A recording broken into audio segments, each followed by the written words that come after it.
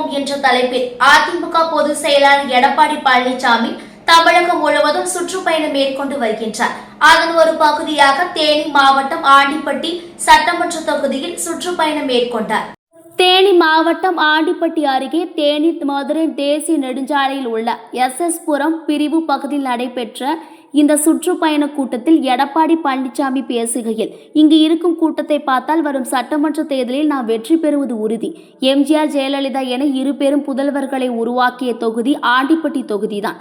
வரும் சட்டமன்ற தேர்தலில் ஆட்சியை பிடித்து விடலாம் என ஸ்டாலின் கனவு காண்கிறார். 4 ஆண்டு ஆட்சியில் எந்த திட்டத்தை கொண்டு வந்தார்கள்? ஒன்றும் கொடுக்கவில்லை.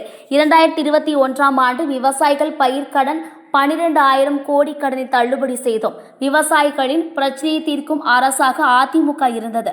முல்லை பெரியாறு அணையில் 136 அடியில் இருந்து 142 அடி தண்ணீர் தேக்கலாம் என ஜெயலலிதா எடுத்த முயற்சியில் உச்சநீதிமன்றம் தீர்ப்பு வழங்கியது. நான் முதலமைச்சரான பின்பு முல்லை பெரியாறு அணை பலப்படுத்துவதற்கு டெண்டர் விடப்பட்டது. கேரளா அரசு எந்த ஒரு பொருட்களையும் அணை பகுதிகளுக்கு கொண்டு செல்ல தடுத்தனர். அடுத்த ஆட்சி மாற்றம் ஏற்பட்டு விட்டது.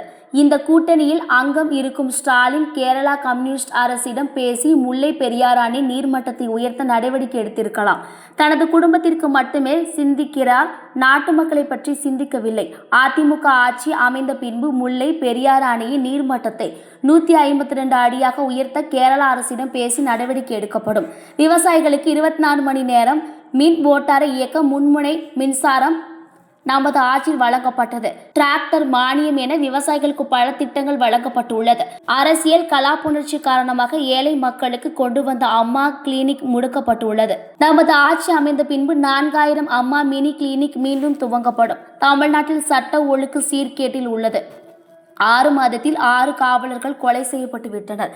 தற்போது சிறுமிக்கு மட்டுமல்ல, கிழவிக்கு கூட பாதுகாப்பு இல்லை. நமது ஆட்சி அமைந்த பின்பு தாலிக்கு தங்கம் திட்டம் கொண்டு வரப்படுவதோடு மட்டுமல்லாமல் ஒவ்வொரு ஆண்டும் மணமக்களுக்கு பட்டு வேட்டி சட்டை மற்றும் பட்டு சேலை வழங்கப்படும்.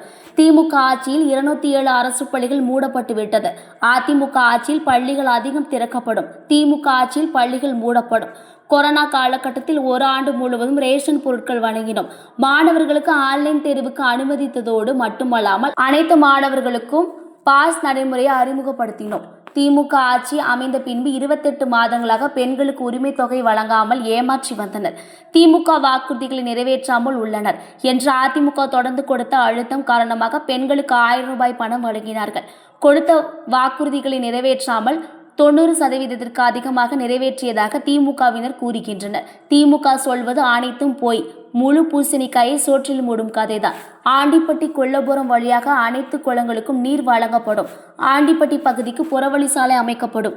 வைகை அணையை தூர்வாரி கொள்ளவை அதிகப்படுத்தப்படும். கைத்தறி நெசவாளர்களுக்கு வீடு கட்டி தரப்படும். நெசவாளர்களுக்கு இலவச மின்சாரம், ஒருங்கிணைந்த ஜவுளி கொள்கை ஆகியவற்றை அதிமுக காலத்தில் கொண்டு வரப்பட்டது.